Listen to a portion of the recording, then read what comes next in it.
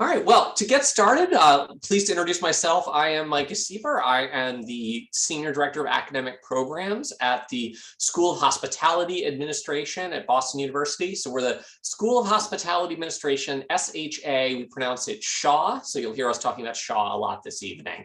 And I'm joined tonight by my colleague. Hi, everyone. I'm Leora Lanz, and I'm Assistant Dean of Academic Affairs for the School of Hospitality, and I am chair of our master's program. So I'm very happy to welcome you and share with you information about a program for which Micah and I are very, very proud.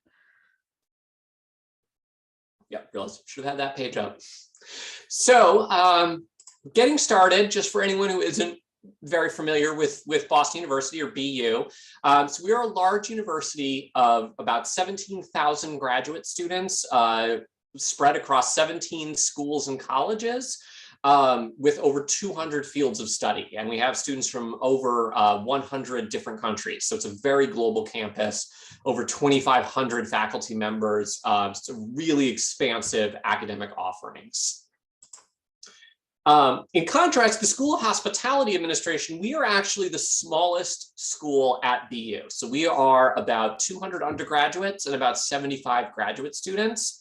So it's one of my favorite things about our school because it's really best of both worlds. You get all the benefits of a nice small college, small class sizes, easy access to faculty. You know, we're all going to know who you are and be invested in you and be invested in your future. Our programs are very customizable, and we'll get more into that in a little bit. But you still get all the resources of a giant university with a global reach, global reputation, and all of those expansive offerings. We have an incredible faculty, both full-time faculty and part-time faculty. They're usually folks who come in from industry and an industry-leading advisory board. So we're going to get more into all of that as we move forward. Leora, do you want to talk about the 40th? Sure. This is our 40th anniversary of our undergraduate program. It's the 5th anniversary of our graduate program. And so we had been celebrating with a number of events throughout the course of the year where we incorporated industry with practice with our students to be able to have a truly integrated program in honor of our 40th. And we'll talk more about that further in the presentation. But if you don't mind for a moment, Micah, just if you don't mind sliding back one slide for a moment, I do want to add that while we have, I think we actually have 13 full-time faculty members now, and we do have a number of PhD researchers, but they all also come with industry experience.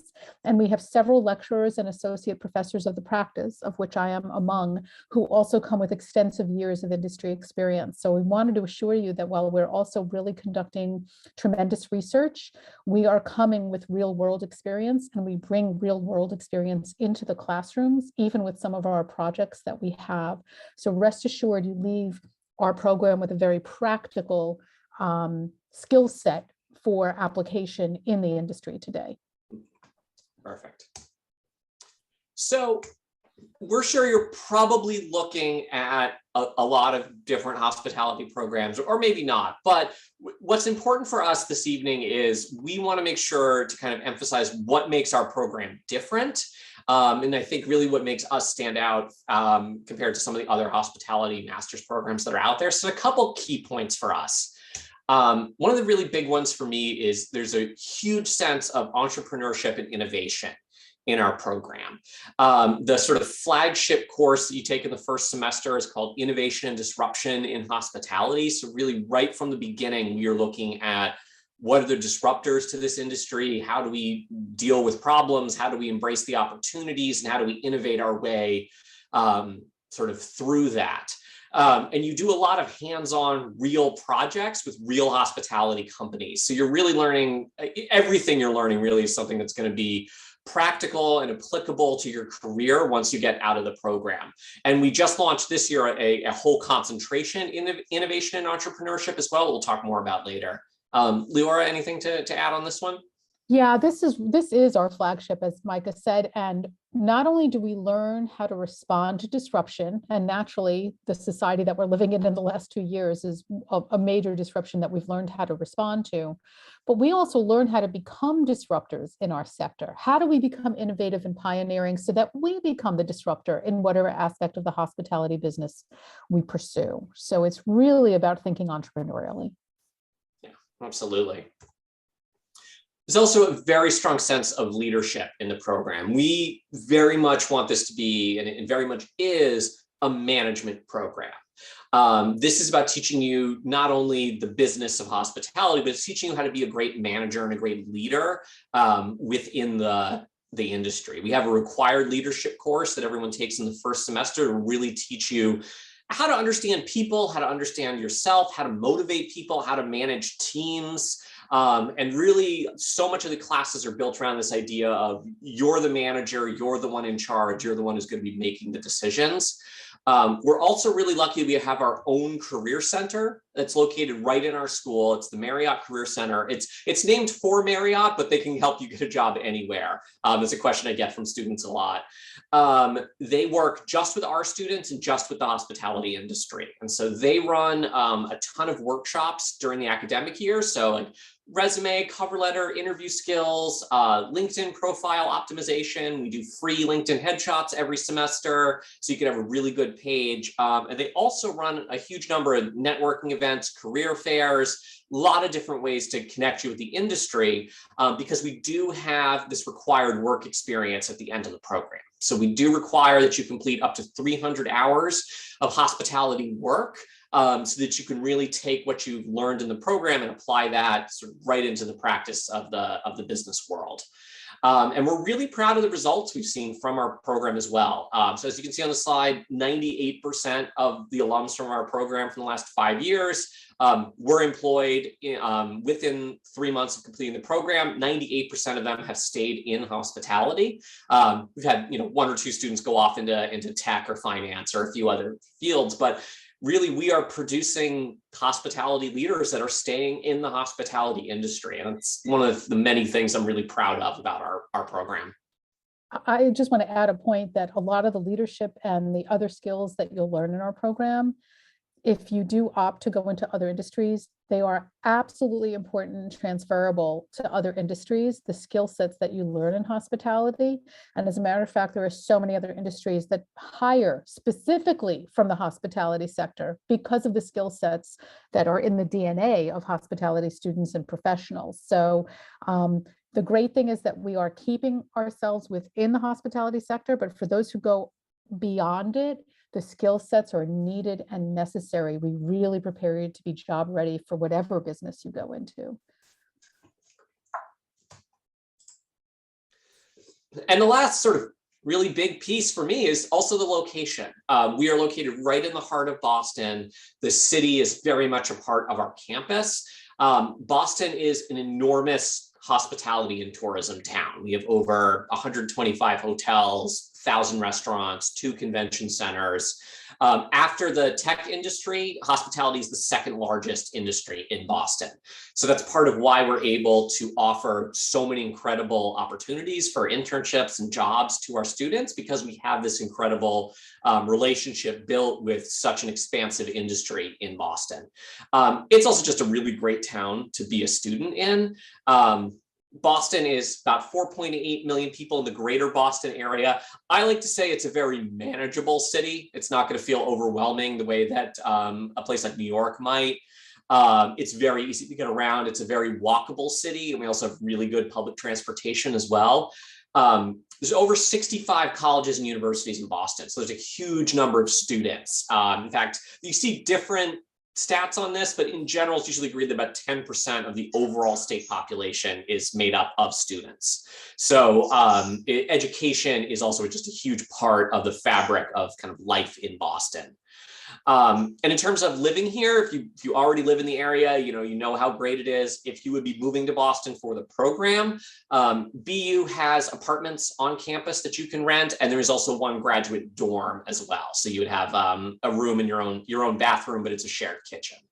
Although most of our students do choose to live off campus, and most will live within a 20-minute walk of campus. We also have a train runs literally right in front of the building. So there's very easy access on the subway. And, there's just so much to do in the Boston area. It's a great town to be a student in, to kind of, what I often hear from our students in terms of like activities and all of that is it's not a question of deciding what you're going to do on a weekend. It's a question of deciding what you can afford to miss, because there's no way to do everything that you might possibly want to do. And one other kind of the last sort of unique kind of really special part of our program, I'm going to turn this over to Professor Lands to talk about. Okay, so I mentioned our 40th anniversary. We do have a lot of events this particular year in honor of our 40th anniversary that are led by faculty. So whether they're tours of food halls or of certain neighborhoods beyond the traditional touristy areas, we have a lot of events going on this year in particular, but we also have a lot of events going on an annual basis as part of our program. And so one of them is our Hospitality Leadership Summit. This year it'll be held on April 1st. It's a one-day event where we do bring it out of our building and into a hotel in the city, and we bring leaders. This year it'll be leaders from the more disruptive or the non-traditional hospitality industries or companies, such as Reef, the technology ghost kitchen company, WeWork, Saunders Apartments, and Shared Economy. We have Selena, the lodging company that's really more of a lifestyle brand than traditional accommodations. We have Connected Living, which is robotics for the senior living industry, an extension of our hospitality program. So our Leadership Summit is bringing together the C-suite executives to share inspiring TED Talks, TED-like talks with our students and with local industry. We do this every year. And this year it's actually being run by our students and coordinated by our students with help from me to bring some of these incredible people together and from the rest of our faculty. So that's something on an annual basis that you have a chance to even be a part of and work behind the scenes to participate in. We also have event planning courses in our master's program, and they would participate in this as well. But there's opportunities to get involved in some of these very high profile events, including this Leadership Summit. Awesome. I don't know if we have a slide about our spring break experience, Micah, but I would actually also like to add that this year we're launching a spring break experience exclusively for our master's students. We're doing a trip to New York to spend 3 days with Danny Meyer and Union Square Hospitality Group C-suite executives. This is also based on our relationships with that organization. Danny got an Icon Award from us at our Leadership Summit last year, and we turned this into a great sort of partnership and educational relationship. Next year, hopefully, if you join us, it may be to a different city. It may even be international. Who knows? So we'll create these great spring break experiences for our master's students that, again, are exclusive as part of the branding and part of who we are and what we offer to you. Great. So moving into the curriculum of the program itself.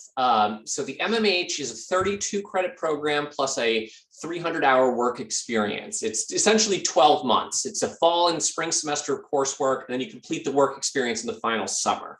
So you start in September and you will end at the end of August.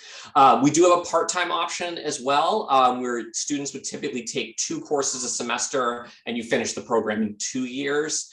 If you're a part-time student, we waive the work experience, because if you're part-time, we're operating under the assumption that you're part-time because you're already working. So we will just count whatever job you're currently doing, whether that's in hospitality or not. We're never going to require that you have to go work a second job if you're already working full-time somewhere else. So the program is divided between required courses that are taught in the fall and elective courses that are taught in the spring. And those electives give you the opportunity to choose between 6 different optional concentrations. And the fact that you do your electives in the spring and these concentrations are optional is a big part of the program.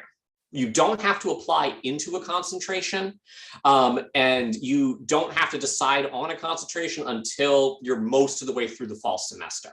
So students start with the 4 required courses. For most students, that would be innovation and disruption. If you are brand new to hospitality, we have a separate course called Hospitality Operations that's more of an intro to lodging operations and food and beverage. And you would start with that instead of innovation disruption. We run innovation disruption again in the spring, so you can take it as an elective if you're still interested.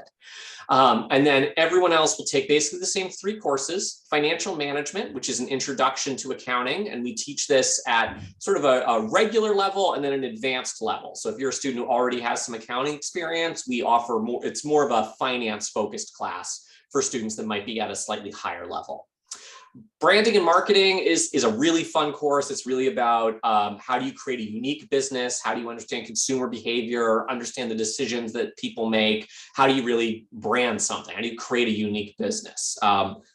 Branding is, of course, important in any industry, but I think arguably it's more important in hospitality than in many because people just have so much choice where they stay, where they travel, where they eat. So branding is incredibly important.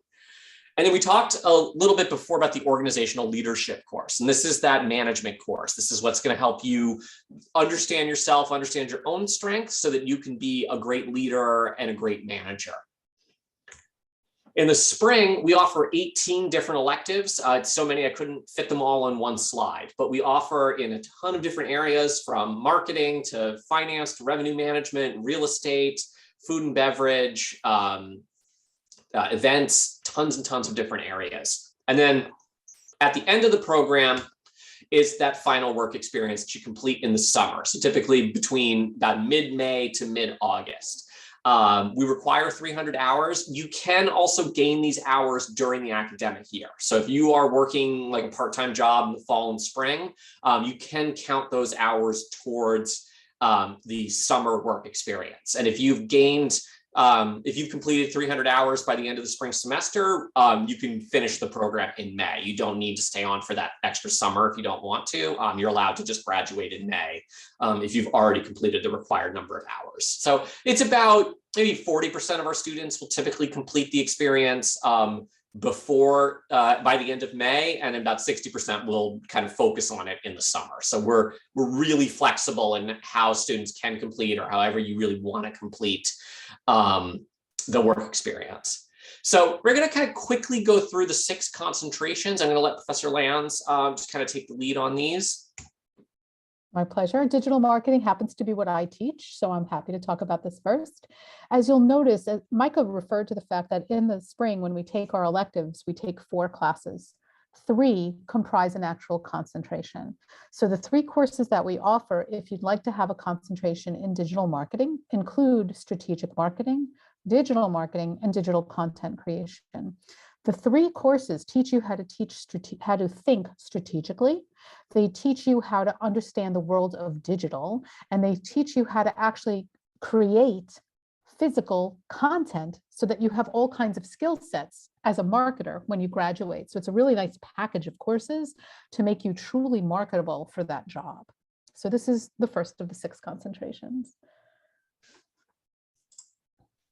Real estate development and financing. This is actually, they're all very popular, by the way. So financial reporting and analysis, real estate financing and feasibility, hotel development and deal making. And that will also expand into senior living and other accommodations and lodging real estate.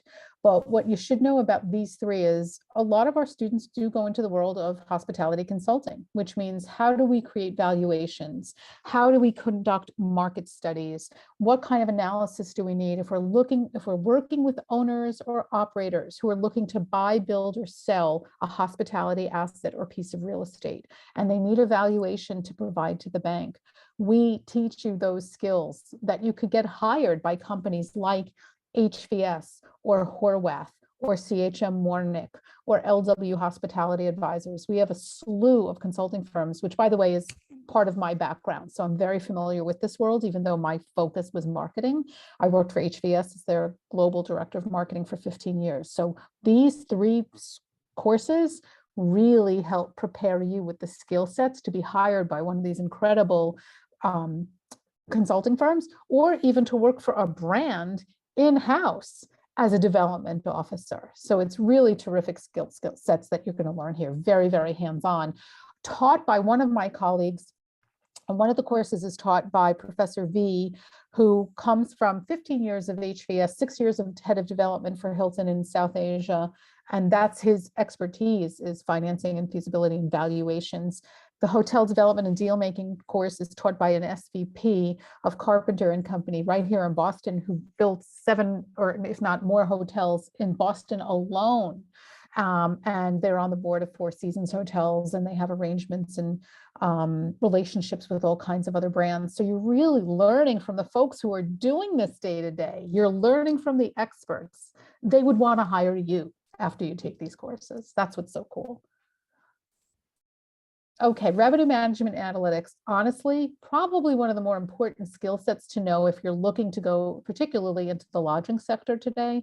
How do you price yourself? And what distribution channels do you manage? How do you optimize your revenue? Learning how to read analytics, dissect analytics, storytell from the analytics, learning the best practices of revenue management and yield management. And again, that financial reporting course is really important for this too. You really become quite skilled at learning this particular aspect. You are very, very marketable when you graduate with these courses for going into revenue management roles, which is probably one of the more important steps to becoming a chief commercial officer, and then some. So those are very highly sought after skills, particularly in the lodging sector. Innovation and entrepreneurship, we're very excited about. Micah talked about our innovation and disruption course. The hospitality entrepreneurship course is exactly that. Its name speaks for itself. The design thinking class happens to be in conjunction with our business school here at Boston University, which is a 3-credit class instead of 4, which is why there's also 1 credit needed for a directed study. And so you could work, whether it's through me or through our professor who oversees that concentration, to determine how do we fulfill that last credit, whether it's through a research paper to get published or a practical paper to get published in our Boston Hospitality Review, another important asset of BUs and SHAs, which I encourage you to Google our Boston Hospitality Review and read our articles, because they are very well regarded by the industry. It's an important piece of literature that we put out monthly with articles that are written by our professors. So here's a chance to actually integrate with the business school at BU to get their perspective of the design thinking as well. Really great, especially if you're looking to become a startup, think like a startup, or even be an entrepreneur where you're working for a company, but your role is to think innovatively on behalf of the company internally. So it's entrepreneurship and entrepreneurship, and we teach you both. Senior living. Now, this is one of the newest. We're launching this concentration this semester.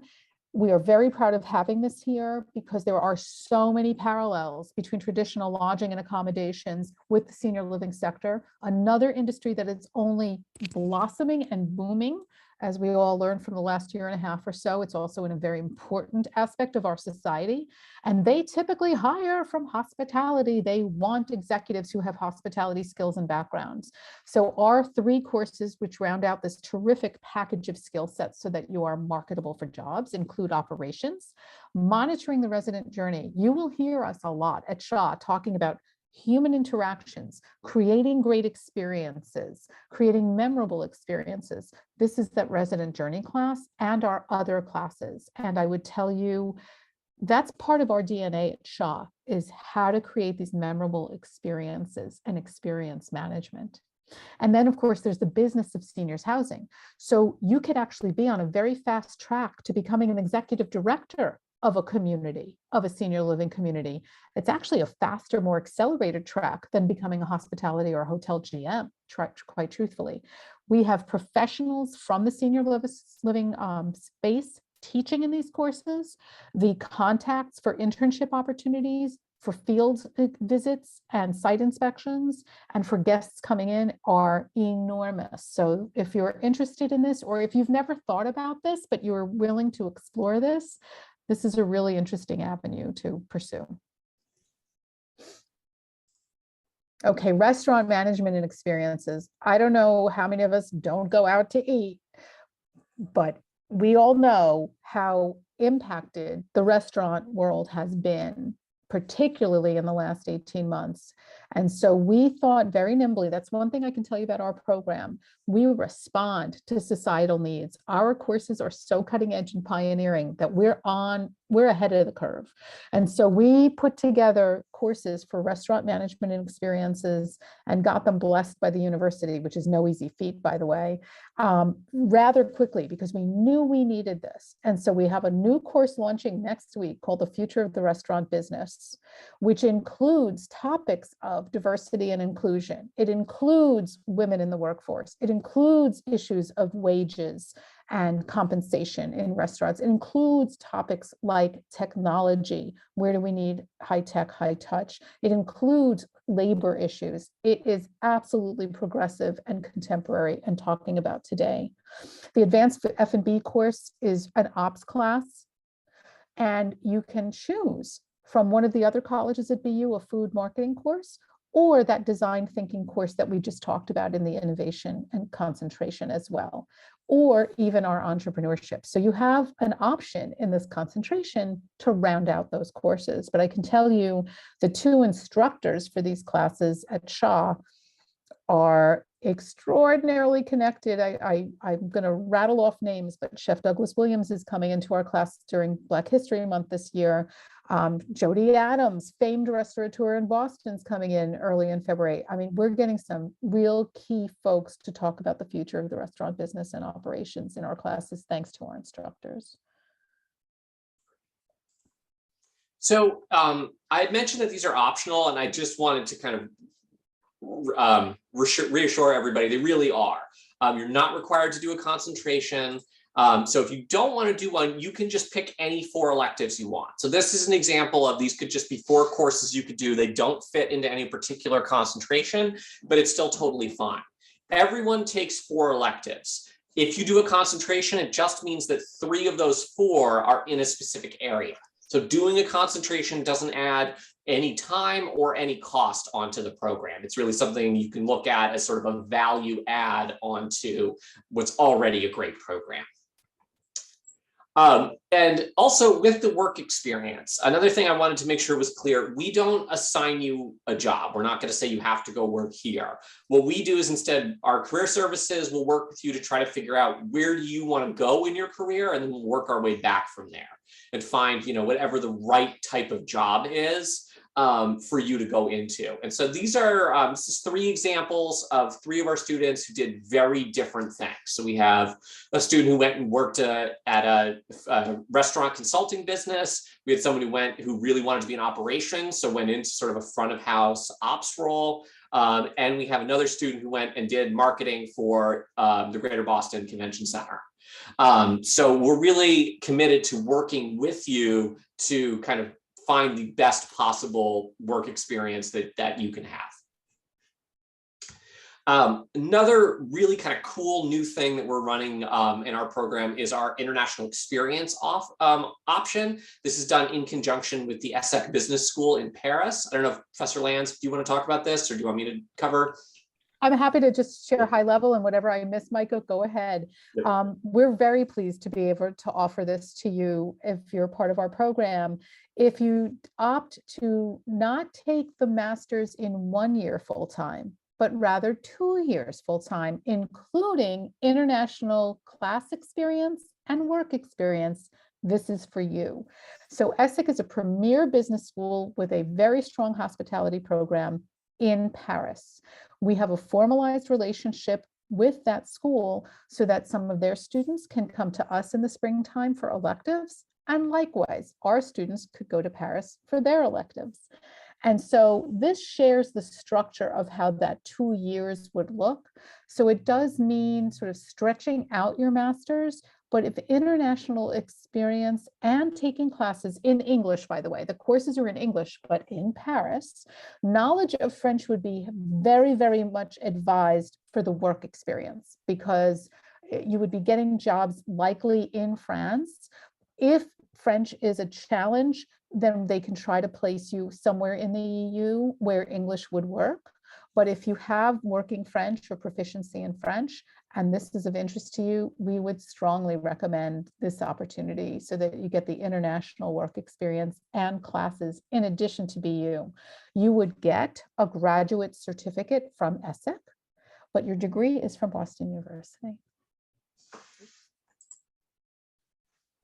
And this slide is just really just an example of all the different types of companies that both come and recruit on our campus, but also that our students have gone and worked at. So we have students that have gone into really every aspect of hospitality. So it's not as if we are, only focused on F&B or only focused on operations or only focused on senior living. You really can go anywhere in the industry through this program. And we're really proud of the results we've had with our alums and sort of where everybody has gone. And with this next slide, these are also just more examples, kind of different paths that some of our students have taken. So we have students that have gone into kind of more traditional lodging roles, but we're more and more seeing students that are very interested in things like consulting or asset management, or people who are more on the F&B or marketing side. So you can really do a lot of different things. We also have a ton of other alumni profiles that are on our website. So you can read statements from our alums, see what they did for their work experience, see where they are now. So I would definitely encourage you to check that out, because it really gives a good sense of where you can go with an MMH degree. There's also a really nice video from some of our alums as well, where you can actually hear them talking to you to share with you why they chose the degree or why they chose our program and how it enabled them get to that first step. So please watch that video if you haven't yet. Professor Lance, you want to talk about the advisory board? Yes, certainly. We are privileged to have an advisory board of executives who help. They probably meet on campus with us at least once per semester, and they are very in tune and very active in today's world of hospitality. They want to make sure that we're teaching what's current, if not what's ahead, what's tomorrow. And now that we're celebrating 40 years, we also have a number of alumni from our program who are in key executive positions who are also active in our advisory board. And actually, some of them are also parents of students in our program now. That's how much there's such loyal dedication to the BU program. So Punit, who's based in Tampa, is the CEO of the Liberty Group. He owns and manages a variety of branded hotels in South Florida, as well as a franchise of Starbucks, as well as he's part owner of the Miami Marlins. So he's extremely entrepreneurial and extremely focused on hospitality, whether it's F&B and chain and franchise management, or branding and lodging and in that capacity management. Javier is the president of Northbridge Hospitality, which is a management group that manage a variety of hotels from Colorado to Florida to resort properties to business properties. Some are branded, some are independent. So he also has a very strong lodging background. He happens to be chair of our advisory board this year. He's extraordinarily, they all are dedicated to our program and really involved and compassionate and helpful to our students. They want to mentor, they want to be in touch. If there's an issue, we can reach out to any of these folks. They want to hear from us and they will make things work. They are incredibly hands-on. And Allison, who is actually going to be our commencement speaker this year, who is an alum, who is on our advisory board, who is a parent, and who is actually a VP of sports and entertainment in the United States and Canada for Aramark Food Service. So she handles the arenas and the entertainment venues, including Fenway Park here in Boston, where we're about to create an internship program, a management and training internship program with Aramark, with our students specifically. So when I say they really care about making sure our students succeed and have opportunities, it's no joke. They are very dedicated. Great. These are my fellow faculty, some of them. So there's a second slide with more. Yes, yeah, this is a first group of faculty members, full-time faculty members. Dr. Modi, who teaches marketing with me, he teaches at the undergrad and grad level as well. He's one of the instructors that teach that branding course that you would take in the fall. Dr. A, Dr. Ampuntalis is, and you can see how global we are as well. Dr. Modi is originally from India. Dr. A is originally from Greece, as is Professor Granas, actually. She's of Greek heritage too. So we do, and you'll see some more. We have a pretty global instructional crew, which is great. Apostolos teaches the revenue management classes, the asset management classes.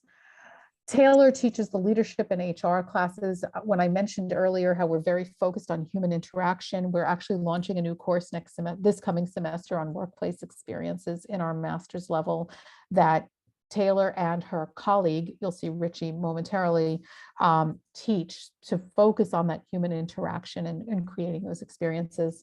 At the grad level, I teach digital marketing, and Eleni teaches the event management class. And then here's a few more. So Dr. Jung teaches analytics and finance, grad and undergrad. By the way, when Micah mentioned how in the first semester, the financial management course is required, we will have an assessment. We do place you based on your level of acumen and comfort with finance. So we do have 2 levels of that, the master's level and an advanced master's level. And Dr. Jung helps us with placing you in the right place so that you're comfortable and that you learn the material in a comfortable way. Finance is not for everybody, but we want to make sure that you succeed. Dr. Legg teaches revenue management and analytics. He's a lot of fun in the class, lots of fun stories. Professor V, who I referred to earlier, he and I are associate professors of the practice.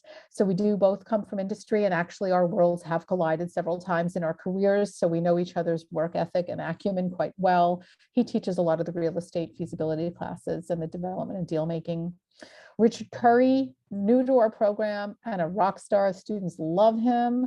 He teaches leadership. He'll be teaching workplace experiences. And Professor Katz teaches the branding class as well at the master's level in the fall, and he'll be teaching marketing strategies, distinct from branding, marketing strategies in the springtime as an elective. So almost done. Just gonna kind of wrap this up, talking about the application requirements, and then Professor Lanz and I are happy to take any questions you have. We try to make the application process as easy as possible for you. Complete the application online. We ask for a current resume, 2 letters of recommendation. They can be academic or professional. There's really no preference for one or the other. So, you know, if you're a senior in college, it might make more sense to have academic recommendations. If you're many years out, 2 professional recommendations is totally fine. Personal statement is basically why we want to do this program. We'll ask for your undergraduate transcript. An unofficial copy is fine when you can upload it right with the application. If you're admitted to the program, decide you want to come, we'll just ask that you send an official copy before the start of classes in September. And lastly, there is what we call the student video. And what this is we ask you to record, 1 to 2 minutes, introduce yourself and tell us why hospitality. Why do you like this industry? Why do you want to be in it? Where do you want your career to go? That sort of thing. And the video, you can sort of just record it on your phone. You can upload it to any video hosting site you want. You just put the link in the application. It's not something to worry about. There's no wrong way to do it. It's merely that we really wanted to personalize this process a little bit. And some people, I think, are better at explaining themselves just talking instead of writing it down in a personal statement. So we just wanted to give students an opportunity to kind of be themselves, be creative if they want to be, whatever you want to do. It's something that can only help you. It's something that I hope you can have a little bit of fun with. We have a priority application deadline is February 1st. And if you apply by February 1st, we will waive the $95 application fee. The waiving is done through an individual code. So if you're going to submit your application before the deadline and want the fee waiver, you just have to send an email to me and I'll send you your individual code. So you can send that to me at msieber@BU or just SHAGRAD, SHAGRAD @bu.edu. They're both me. Both emails just come to me. So either one is fine. Most likely you've probably already gotten emails from me already, so you can just reply to any of those as well.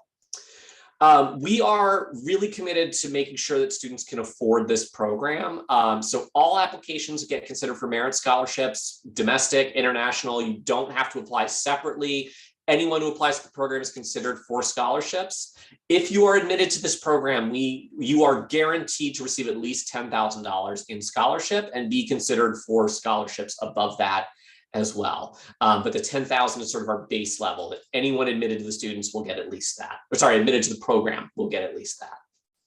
So that's everything we had that we really wanted to talk about. I'm going to just stop the recording and we'll take any questions you have.